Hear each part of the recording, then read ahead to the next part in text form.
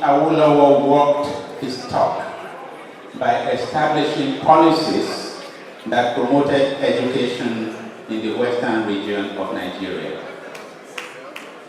Not just by wishes, but by astute economic management of the region's resources. In the process of developing a knowledge-based society, the secondary school was an important building block of which GCI has been a very important one in most of the last 90 years. For me, GCI remains, even after all this time, because I think I'm now considered an ancient. So I can say, even after all this time, it's a very important aspect of whatever I have been able to do. There were many interesting times which we sometimes try to relive in our old boys associations, at the national level, the regional, or class sets. Now, classical music in Ibadan in the early 60s was not common. I can see people here who still remember when DJ Bullock made us sit through a piece of classical music in morning assemblies. I'm not sure that many appreciated it, but it is all part of our development which we now cherish. That development included sports, music, theater, personal upkeep and turnout, hygiene, humanity, etc. That's what Government College stands for. I'm glad to note that many old boys are now engaged in trying to raise the standard of GCI to a level that can provide quality education at several levels. A number of old boys, notably Chief Lekan Are, Banwo Smith, Biodun Jolasho, Wale Babalaki, Yomi Jones, and others have worked tirelessly, undeterred by the opposition, towards this purpose. It's laudable, but we must be keenly aware in the process that good education is a function of financial resources. The great teachers that we had in GCI were maintained at a cost that was relatively high at the time. They had decent pay, decent housing, perquisites that enabled them to be seen by the boys as dignified role models. And today, the needs are even greater in financial terms. I trust that we will learn from some contemporary educational models to determine what we need to do in financing the new GCI. Old boys, young girls, ladies and gentlemen, we do have a lot to enjoy at this event, and I will not delay progress any further. I thank you for listening. Thank you.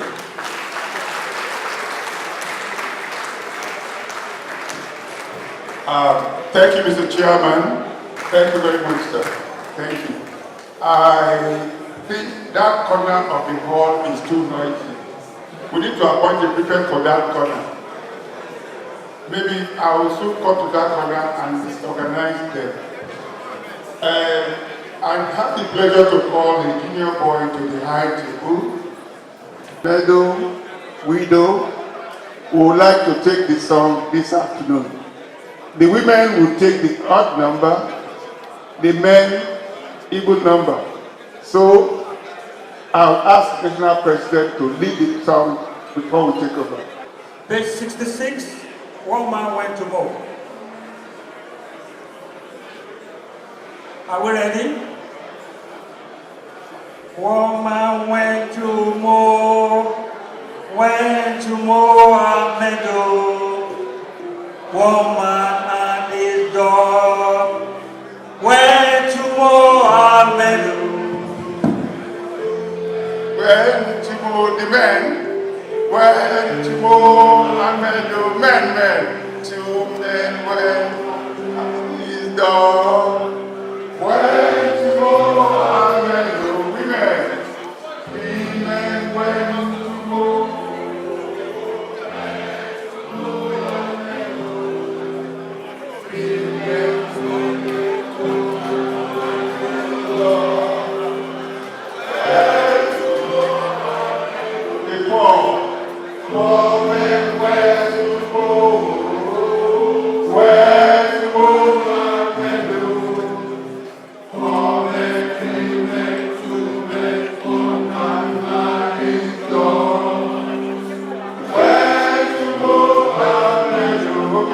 Only women. Five men where to go.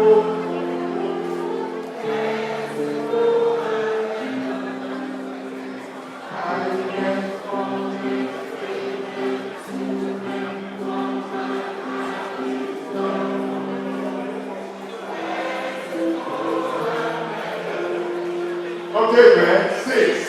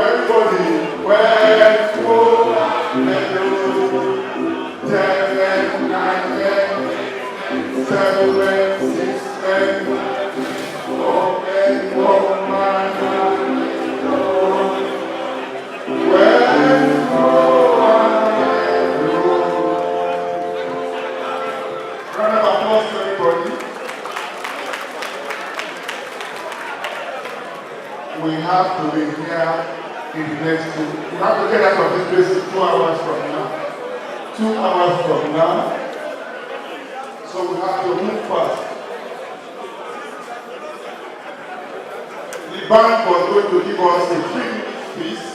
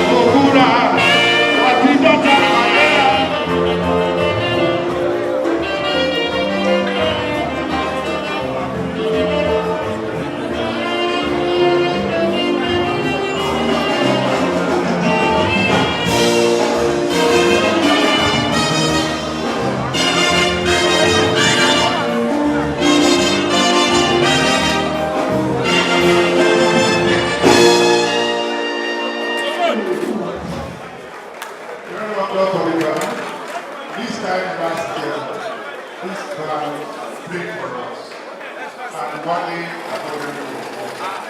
Could we give a minute silence? Because last year we had Wale Adebayo play for us. Can we stand up and give him a minute silence, please? I'm not Wale Adebayo.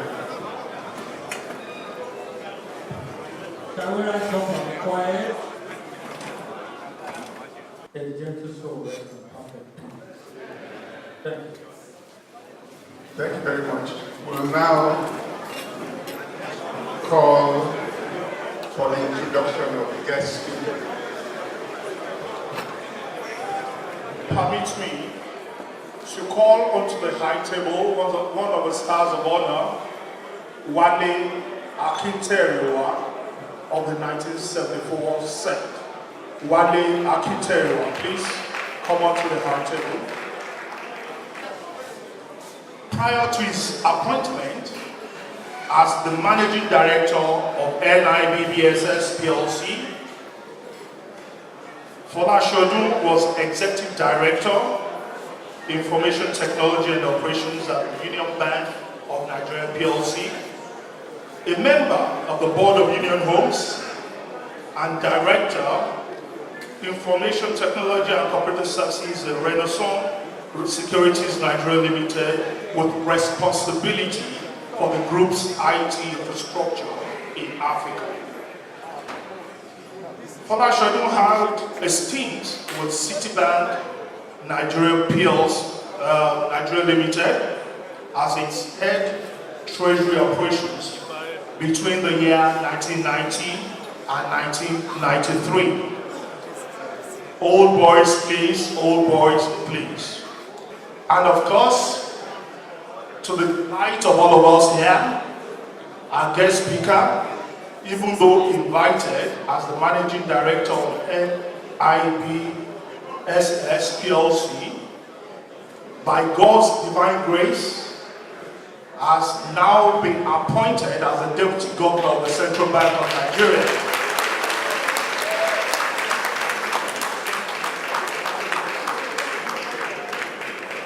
Hopefully the National Assembly will not waste time in confirming his appointment. Ladies and gentlemen, Folashodun Adebisi Shonubi is introduced to you.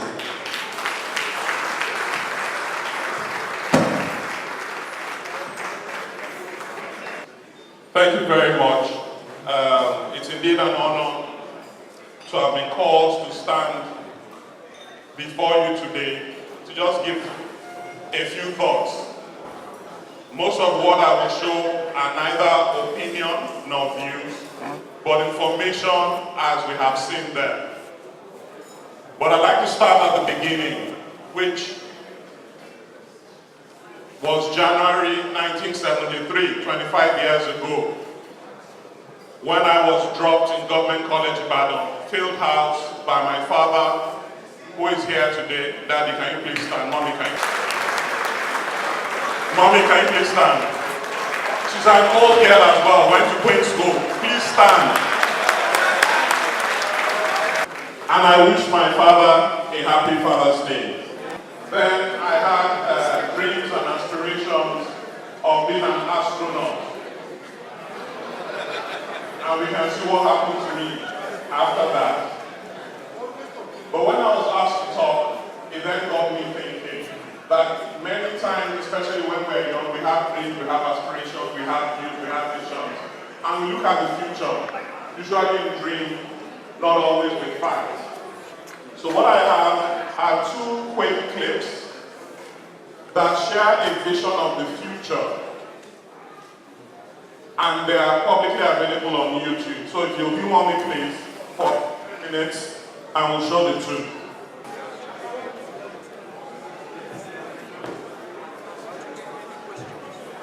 I was standing at the tables that are being a bit noisy, then maybe I'll get their attention for a few minutes.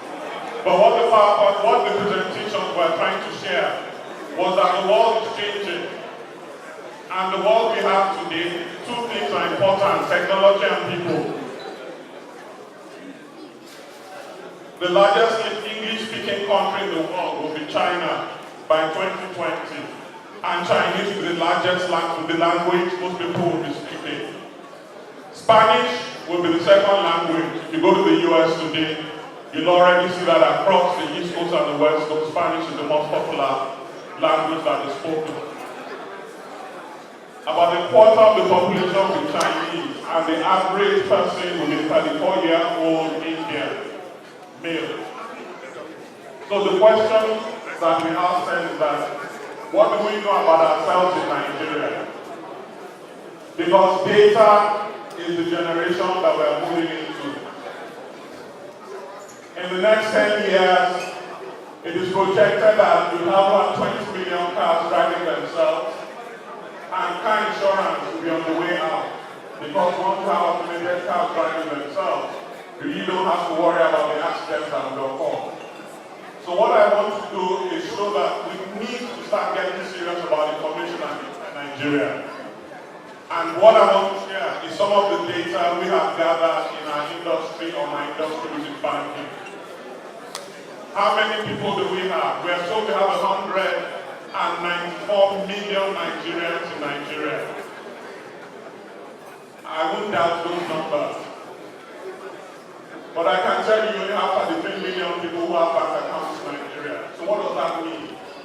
It means that of the 100 million Nigerians that are adults, 1/4 of them has a bank account. Out of that 1/4, 63% are men, 37% are women. But when you look at the population, it's roughly 50-50. It means either women are disadvantaged or they are better at managing their husband's money in absentia.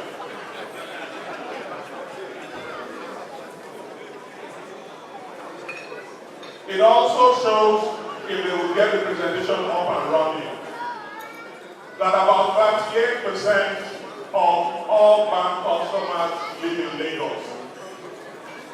But where their states of origin, the largest ethnic group are from Imo State that have bank accounts. There are about 10% that are from Imo State. Meanwhile, 38% of residents are in Lagos State. It then begs for those who are running state government, what exactly are they doing that are driving their populace away from their states and moving them to Lagos? The average age for transactions is between about 60% of the population that use banking services are between 25 and 40 years old. But what we find is that those who have purchasing power are actually between 40 and 50. I'm coming to keep company.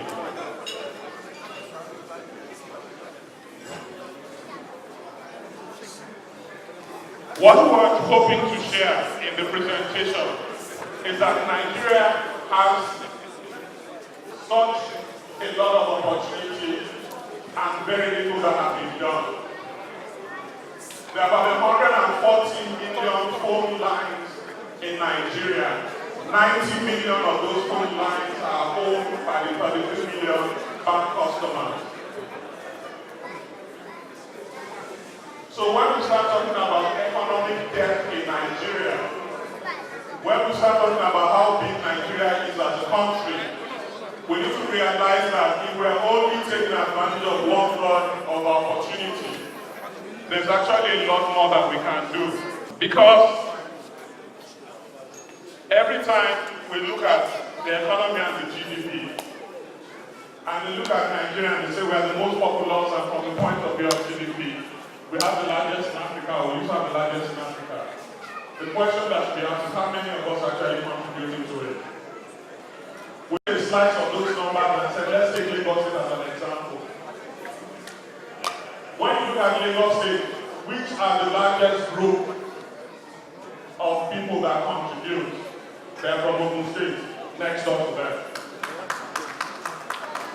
Because when you look at that something odd percent that have Lagos State as their state of residence, the largest group is Ogun State, followed by so many other states. constituencies of the states that many of us come from. And when you also look at the numbers, you find out that infrastructure is a key driver because development tends to be along the main highways, the expressways, and the roads that are set up in place. So it's not rocket science. It's not where we are going alone.